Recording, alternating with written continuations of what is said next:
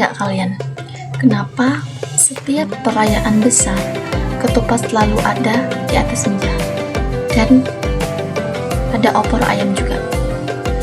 Dan bagi banyak orang, ketupat sebagai simbol lebaran, bahkan sebagai pelengkap opor ayam. Apa bentuk anyamannya harus menyilang dan rumit seperti ini? Kenapa harus ada ketupat ketika Lebaran Idul Fitri? Nanti kita bahas di video saya ya. Halo semuanya, kembali lagi dalam video saya. Kali ini kita tidak akan membahas sebuah naskah kuno, melainkan sebuah teks yang bisa dimakan.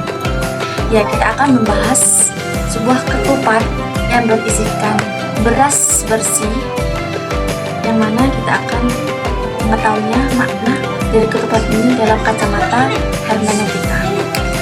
Baik semuanya, simak video saya kali ini ya. Ini, tapi ini seperti ini. Saya mau foto.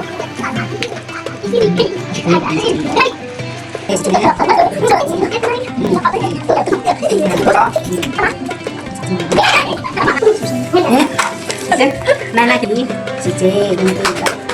Nah, parkur kita. Lah kita wis lagi sing iki. Nah, siji. Ini. Apa Ini kilo, ini.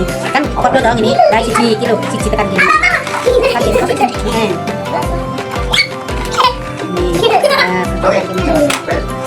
Ini. Tekan gini siji, dua siji. Siji, wis siji nang lah kok kilo. Siji jalan sini siji lah. Ini lah.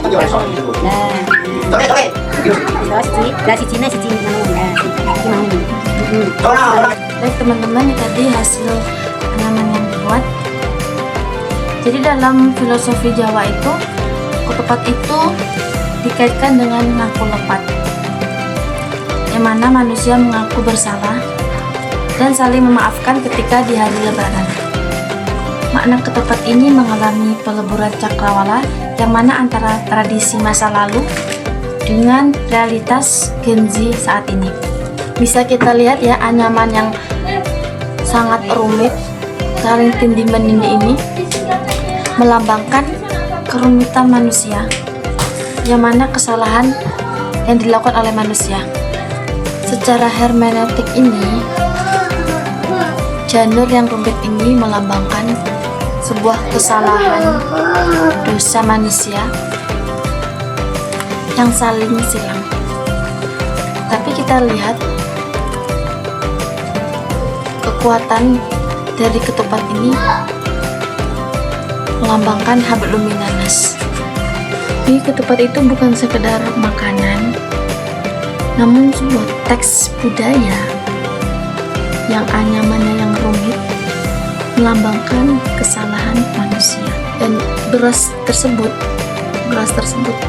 putih bersih, melambangkan kebersihan hati atau fitrah setelah berpuasa 1 bulan. Dalam hermeneutika, memahami sebuah simbol itu berarti melihat bagaimana pesan itu masuk ke dalam ruang hidup kita. Di sini tadi saya ketika memasukkan beras dalam ketupat, saya melihat proses internalisasi dalam sebuah ketupat tersebut. Dari anyaman ketupatnya, dari memasuki beras dalam ketupat sebelum ketupatnya direbus. Lalu bagaimana generasi muda menafsirkan ketupat ketika di hari Lebaran?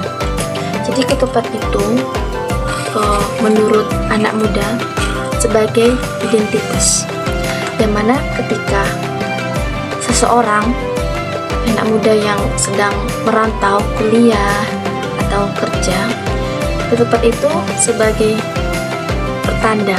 Jadi begitu melihat janur kuning yang sedang dianyam, pertanda alarm, yang mana perjuangan kita di tanah rantau sebagai anak muda terjeda sejenak untuk kembali dan berkumpul dengan keluarga. Dan yang terakhir, meskipun zaman sekarang sudah serba AI dan digital, ketupat ini itu mempunyai tetap mempunyai tempat.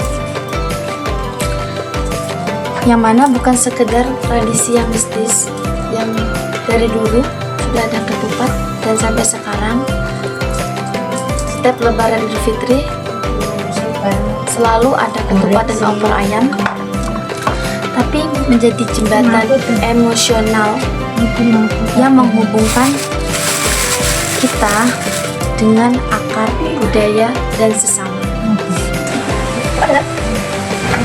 Baik, itu saja video saya kali ini. Sampai ketemu di video saya selanjutnya ya. Assalamualaikum warahmatullahi wabarakatuh.